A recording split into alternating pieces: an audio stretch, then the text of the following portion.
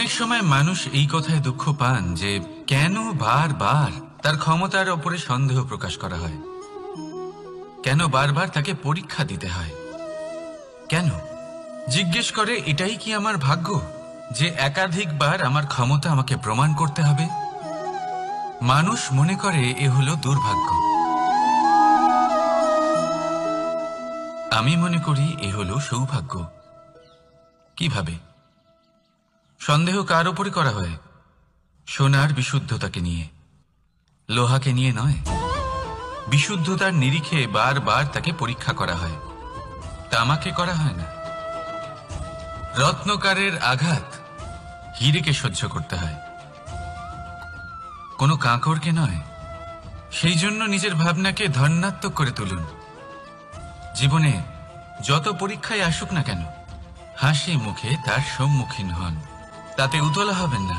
আর তারপর দেখবেন আপনার অন্তরের এই রত্ন আপনার জীবনকে উজ্জ্বল করে তুলবে। তাহলে আসুন আমার সাথে ভালোবেসে বলুন, রাধা রাধা।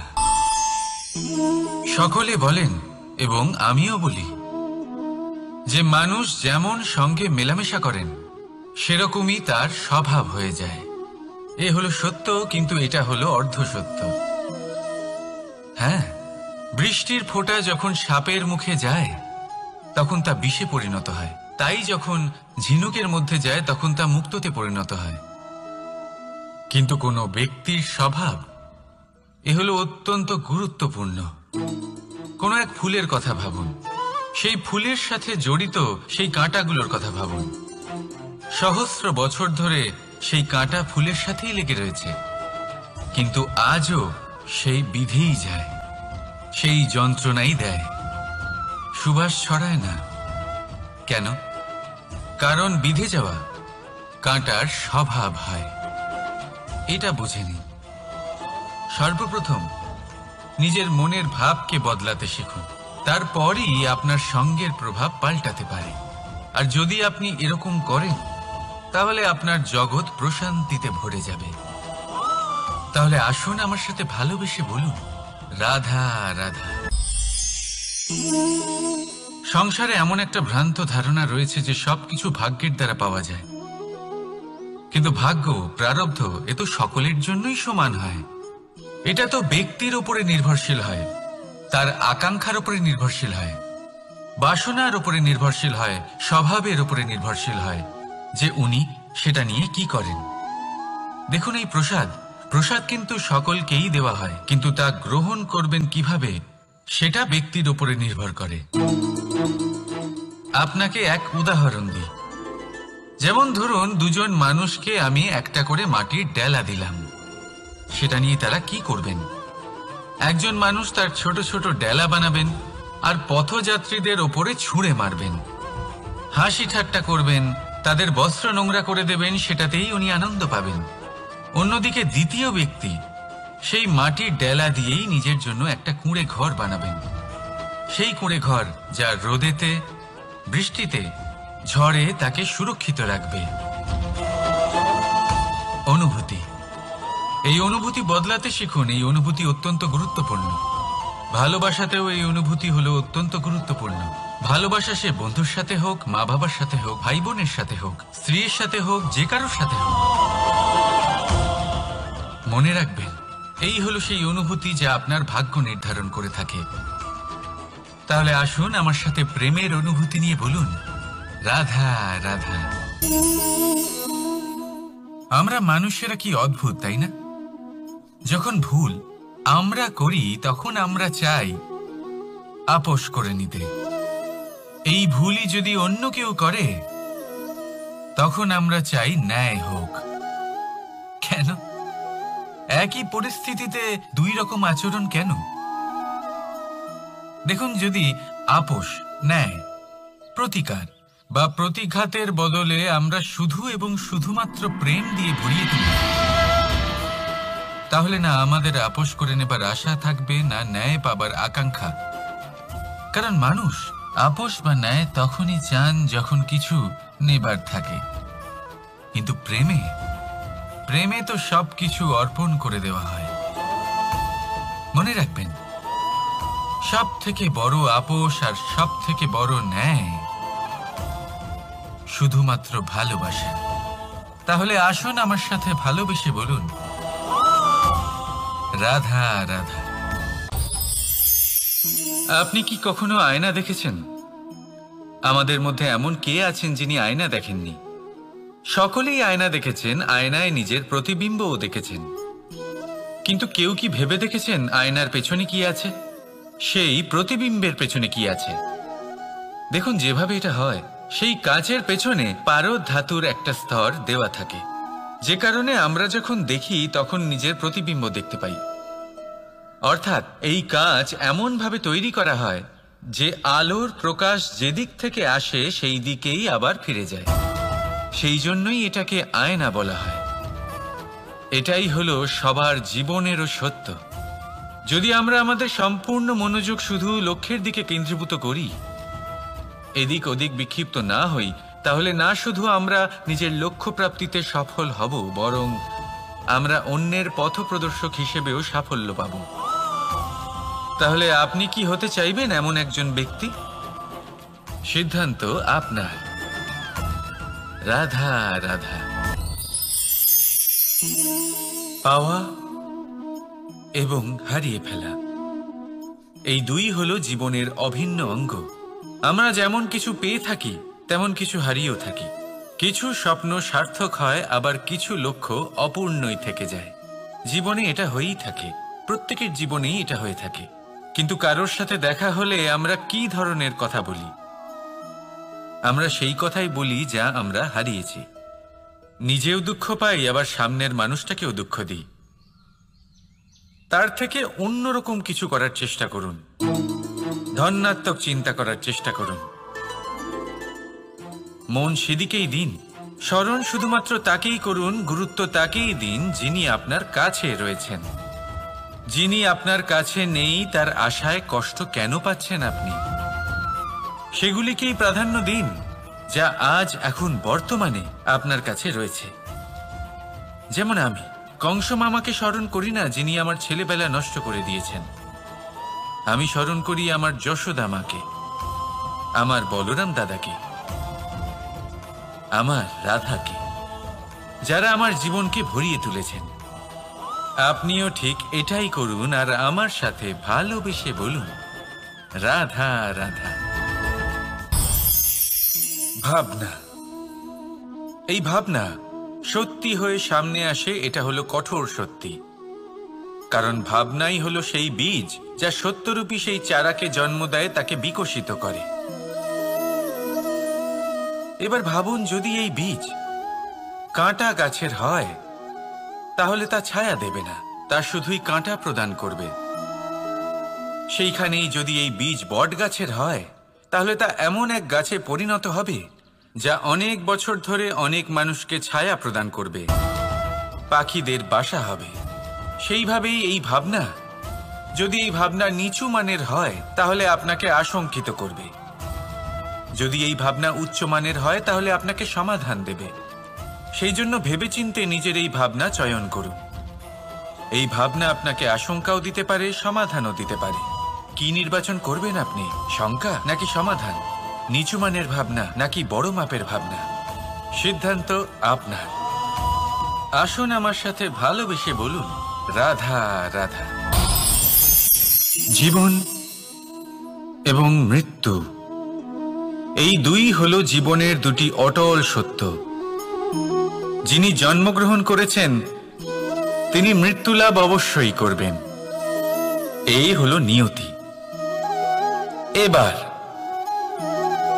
একটা কথা বলি, মৃত্যুলাভ সবাই করেন, কিন্তু জীবন বাঁচতে সবাই জানেন না। সারা জীবন কেটে যায় কিন্তু জীবন ভালো করে বাঁচতে পারেন না, বুঝতেই পারেন না কি করা উচিত। জীবন বাঁচলেও কিভাবে বাঁচবেন? যদি বাঁচেন তাহলে বাঁচুন সেই প্রদীপের মতো, যে নিজের শিখা দিয়ে অসংখ্য প্রদীপকে জ্বালিয়ে তুলতে পারে, যে নিভে যাবার আগেও অন্ধকারের সাথে লড়তে থাকে। হয়তো সেই জন্যই যেখানে প্রদীপ রাখা হয় সেই জায়গাকে পুজো করা হয়, সেই স্থানকে পবিত্র মানা হয়। একটা কথা ঠিক, মৃত্যু সবার হবে, সে আমি হই, সে আপনি হন বা অন্য কেউ হোক। একদিন এই সংসার থেকে চলে যেতেই হবে। কিন্তু আপনি এই জীবনে কি করেছেন সেটাই হলো গুরুত্বপূর্ণ। আর যিনি জীবন বাঁচতে শিখেছেন তিনি মৃত্যুর পরেও জীবিত থাকেন, তিনি অমর হয়ে যান। আপনিও এটাই করুন আর আমার সাথে ভালোবেসে বলুন, রাধা রাধা।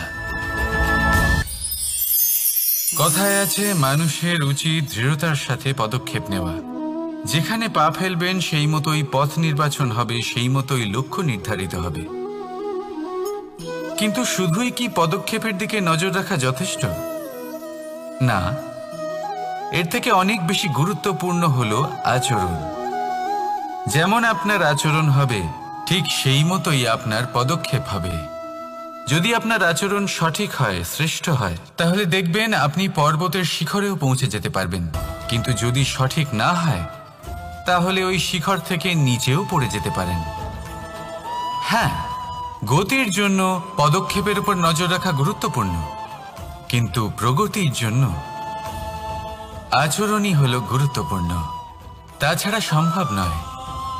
আসুন আমার সাথে ভালোবেসে বলুন, রাধা রাধা। আপনাকে একটা প্রশ্ন জিজ্ঞাসা করি, জল কোথায় কোথায় পাওয়া যায়? কেউ বলবেন সাগরে, কেউ বলবেন ঝর্ণাতে, সরোবরে, নদীতে। আর এই সবকটা উত্তরই সঠিক। আর এদের মধ্যে সবকটা জায়গাতেই কি পাওয়া যায়? জল। ঠিক সেইভাবেই মানুষের যে কোনো স্বরূপই হোক না কেন, তাতে বাস করেন স্বয়ং পরমাত্মাই। সেই পরমাত্মা যিনি ভালোবাসার বাণী শুনে থাকেন, ভালোবাসার ভাষা বুঝতে পারেন, তিনিই জানেন। এবার সে মাতা দেবকী হোক বা মাতা যশোদা, এই যাত্রা তো শুধুমাত্র মমতার। এবার সে রুক্মিণী হোক বা রাধা, যাত্রা সেই ভালোবাসারই। তাই শুধু ভালোবাসার উপরে মনোনিবেশ করুন, নিজের ব্যবহার প্রেমময় করে তুলুন। আপনার প্রত্যেকটা সম্পর্ক, প্রত্যেকটা বন্ধন পবিত্র হয়ে উঠবে। তাই আসুন আর আমার সাথে ভালোবেসে বলুন, রাধা রাধা। ছেলেবেলা। এবার ছেলেবেলার বিষয় আর কি বলি, অত্যন্ত বিশেষ হয় এই ছেলেবেলা। সেই সময়ের অনেক কথা আমাদের আজও মনে আছে আর সারা জীবন মনে থাকবে।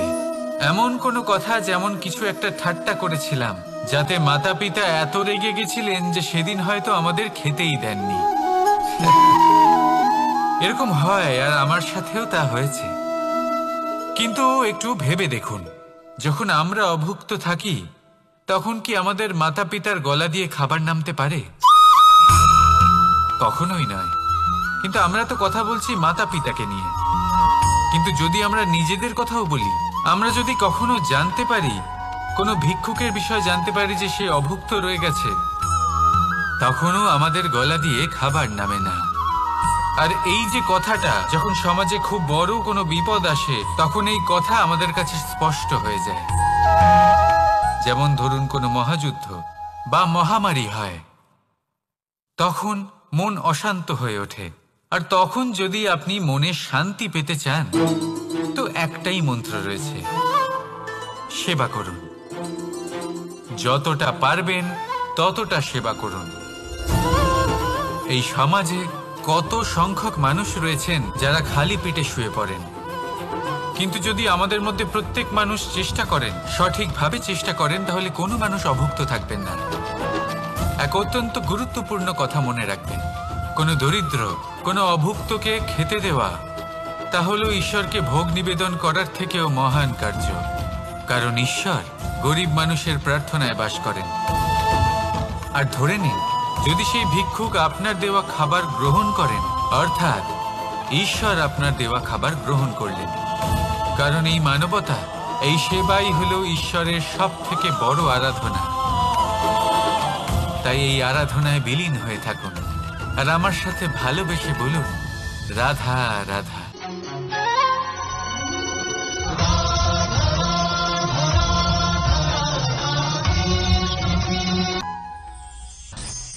শব্দই হলো শূন্য, শব্দই হলো আরম্ভ, শব্দই হলো অন্ত, শব্দই হলো অমর, শব্দই হলো ব্রহ্ম। এই শব্দ হলো অত্যন্ত বিশেষ। কেউ কাঁদলে তাকে হাসিয়ে তোলে, কেউ হাসলে তাকে কাঁদিয়ে দেয়।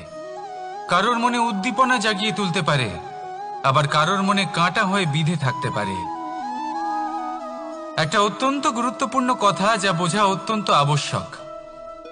আপনার মন, আপনার হৃদয় যতই শুদ্ধ হোক না কেন, যতই পবিত্র হোক না কেন, আপনার দৃষ্টিভঙ্গি যতই স্পষ্ট হোক না কেন, যদি আপনার কথা পবিত্র না হয়, যদি আপনার শব্দ শুদ্ধ না হয়, তাহলে তা আপনাকে আপনার কর্মফল ভোগ করতে বাধ্য করবেই। একটা সহজ উদাহরণ দিই। আপনার জীবনে এমন কেউ অবশ্যই থাকবেন যাকে আপনি পছন্দ করেন না, যিনি হয়তো অধর্মী মানুষ, যিনি হয়তো দুর্বুদ্ধি সম্পন্ন মানুষ, কিন্তু তার জন্য অপশব্দ প্রয়োগ করলে তার মধ্যে কোনো পরিবর্তন আসবে না, তার মানসিকতা বদলাবে না, শুধু মনে প্রতিশোধ স্পৃহা জেগে উঠবে, মনে হিংসা জাগবে, আর কিচ্ছু নয়। সেই জন্য নিজের শব্দকে নিয়ন্ত্রণ করুন, নিজের কথা সংযত করুন। শ্রেষ্ঠ থেকে শ্রেষ্ঠতর মানুষকেও সাবধানী হতে হয়, কারণ যদি এই শব্দের প্রয়োগ সঠিক না হয়, তাহলে আজীবন মানুষকে নির্বাক হয়ে থাকতে হতে পারে। তাহলে নিজের শব্দ নিয়ন্ত্রিত রাখুন, নিজের কথাকে শুভ করুন, এতে প্রেমবোধ জাগিয়ে তুলুন, আর সেই প্রেমবোধ নিয়েই বলুন রাধা রাধা। বরদান এবং অভিশাপ, এই দুই হলো একই মুদ্রার দুটি পিঠ। এই বরদান আমরা অনেক কারণে পেতে পারি, কখনো নিজের পরিশ্রমের কারণে, কখনো নিজের তপস্যার কারণে, কখনো আমাদের পূর্বপুরুষদের কর্ম ও তপস্যার কারণে। কিন্তু এই বরদান কতক্ষণ বরদান থাকবে তা আমরা নিশ্চিত করতে পারি না, তা সুনিশ্চিত করে শুধুমাত্র আমাদের কর্ম। যদি আপনাকে উদাহরণ দিই, আপনি রেশমের কীট দেখেছেন? ও বরদান পেয়েছে যে ও নিজের সুরক্ষার জন্য খোলস বানাতে পারে। এবারও তাতে এত মত্ত হয়ে যায় যে এমন এক আবরণ বানিয়ে ফেলে যাতে সে নিজেই আবদ্ধ হয়ে চাপা পড়ে মরে যায়। এটার তাৎপর্য কি? তাৎপর্য খুবই সরল। গর্ব করা খুবই ভালো, কিন্তু অহংকার করা কখনোই উচিত নয়।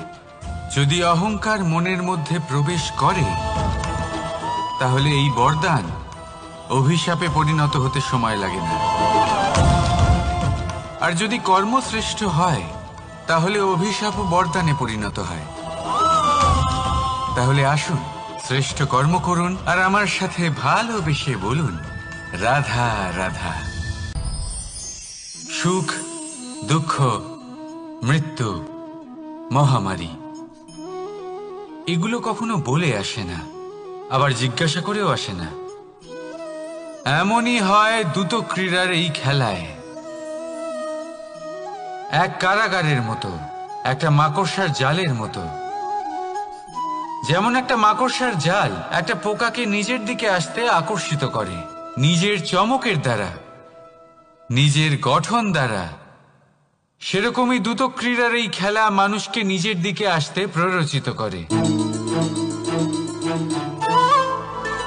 শেষে গিয়ে মানুষ আটকা পড়ে। পার্থক্য শুধু এটাই, যখন এক পোকা এই জালে জড়িয়ে পড়ে তখন সে তার প্রাণ হারায়। মানুষ যখন এই দ্রুত ক্রীড়ায় আকর্ষিত হয়, সে নিজের মান, নিজের ধন সব কিছু হারায়, নিজের বিবেক হারিয়ে ফেলে। কিন্তু আপনি আপনার বিবেক কখনোই হারাবেন না। যদি আপনার মনে লোভ চলে আসে, আপনি লোভী হয়ে ওঠেন। যদি আপনি দ্রুত ক্রীড়ার এই খেলায় আটকা পড়েন, তাহলে মনে রাখবেন, এই খেলা থেকে ফিরে আসা প্রায় অসম্ভবই বলা যায়। নিজের বিবেক কখনো হারাতে দেবেন না, কারণ বিনাশ আসার প্রথম লক্ষণ হলো বিবেকের বোধ চলে যাওয়া। এই প্ররোচনায় কখনো পা দেবেন না। আর আমার সাথে ভালোবেসে বলুন রাধা রাধা। বিজয়, বিজয় লাভের জন্য মানুষ কি না করে থাকে, যে কোনো সম্ভাব্য প্রচেষ্টা করে, কিন্তু নিজের বিজয় লাভের জন্য বাজিতে যা ইচ্ছে তাই রেখে দেওয়া কি উচিত কাজ? কখনোই নয়। নিজের হারানো সম্মান, নিজের হারানো সম্পত্তি, নিজের হারানো অধিকার ফিরে পাওয়ার শুধু একটাই পথ রয়েছে, আর তা হলো পুরুষার্থ, দ্যুতক্রিয়া নয়। যে মানুষ নিজেই হেরে গেছে, নিজেই নিজের জয়লাভ করার জন্য অন্য কাউকে কিভাবে বাজিতে রাখতে পারে? এ হলো সম্পূর্ণরূপে অনুচিত। অনেক সময় অনেক ধন লাভ করার জন্য, অনেক সম্পত্তি লাভ করার জন্য আমরা নিজের আসল ধন, আমাদের আপনজন, তাদেরকে হারিয়ে ফেলতেও প্রস্তুত হয়ে যাই। এটা একেবারেই উচিত নয়। যত বড়ই সংকট আসুক না কেন, আমাদের আপনজনদের আমাদের সাথেই রাখা উচিত। নিজের বিজয়ের জন্য ওনাদের বাজি রাখা ঠিক নয়। এই ভুল কেউ একজন করেছেন, আপনি তা ভুলেও করবেন না।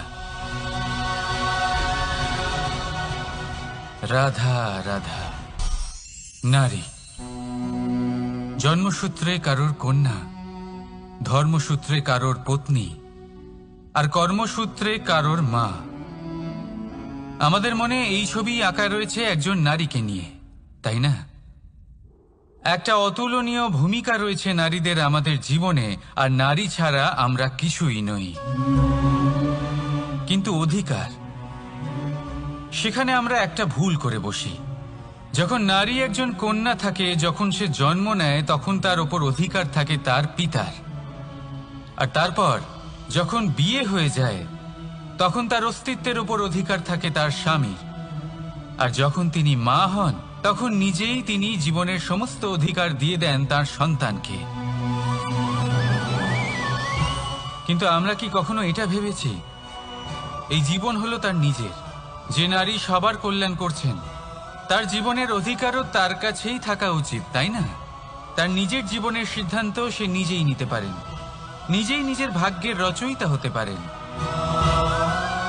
আর এর জন্য আমাদের নিজেদের পাল্টাতে হবে, দৃষ্টিভঙ্গি পাল্টাতে হবে। কারণ এই ধারণা সেটা আজ বা কালকের ব্যাপার নয়, এটা ঘটে চলেছে বহু বছর ধরে, আর চলতেই থাকবে যদি আমরা এটা না বদলাই। আর এটা তখনই সম্ভব হবে যখন আমরা নিজেদের মধ্যে পরিবর্তন আনব। তাই আজকের পর থেকে, এই মুহূর্ত থেকে, কোনো নারীর ওপর অকারণ অধিকার স্থাপনের আগে সহস্রবার ভেবে দেখবেন। কারণ যখন নারী নিজের অধিকার কেড়ে নিতে বাধ্য হবেন, তখন শুধু এবং শুধুমাত্র বিনাশই ঘটবে। রাধা রাধা।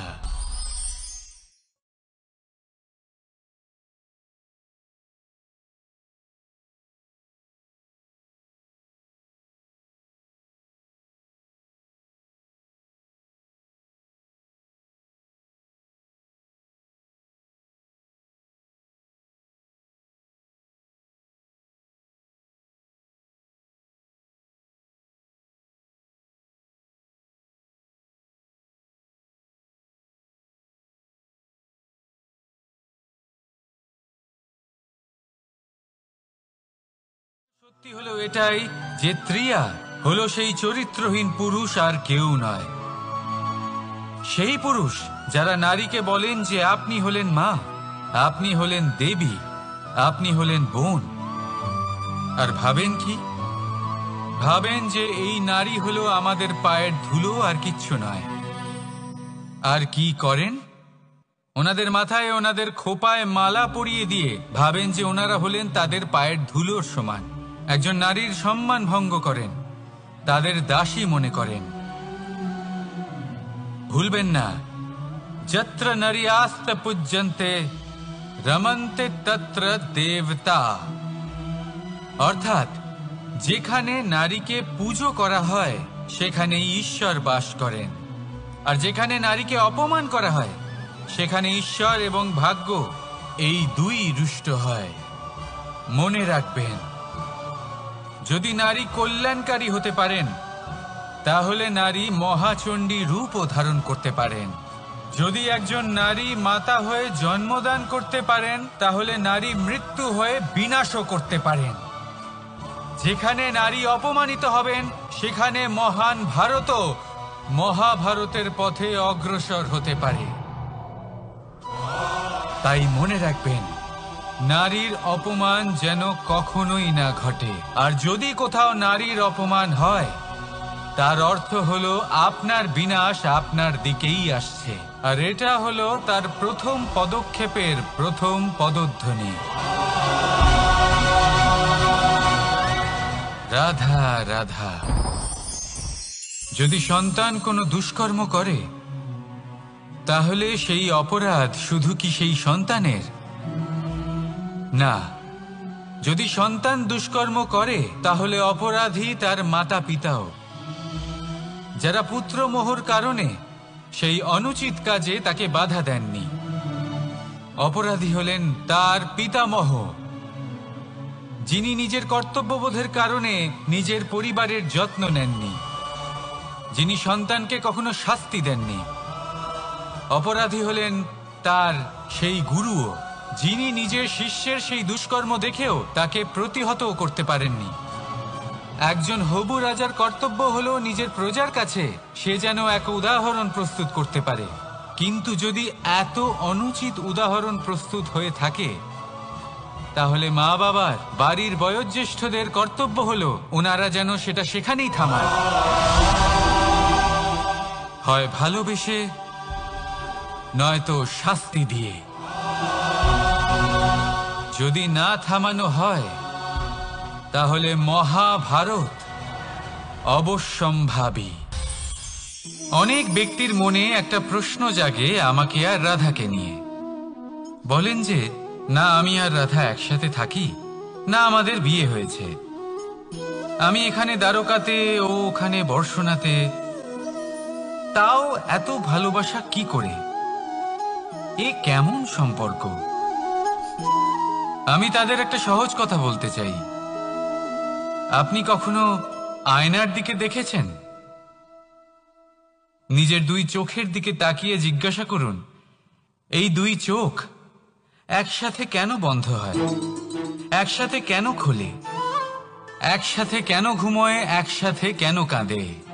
আজীবন কোনো এক মানুষের সাথে সম্পর্ক রাখা অবশ্যই সম্ভব, তাদের সাথে দেখা না করে। আমার আর রাধার ভালোবাসাও কিছুটা এরকমই, আর কিছুটা এরকমই হয় ভালোবাসা দুই নয়নের মতো, যারা কখনোই মিলিত হবে না, কিন্তু চিরকালের জন্য একসাথে জুড়ে থাকবে। এই অনুভূতি নিঃস্বার্থ হয়, আর এই নিঃস্বার্থ ভালোবাসা আপনাকে আনন্দের পথে অগ্রসর করে। জীবনে সবসময় নিঃস্বার্থভাবে ভালোবাসুন, শুধুমাত্র আনন্দই পাবেন। তাহলে আসুন আমার সাথে নিঃস্বার্থভাবে ভালোবেসে বলুন, রাধা রাধা।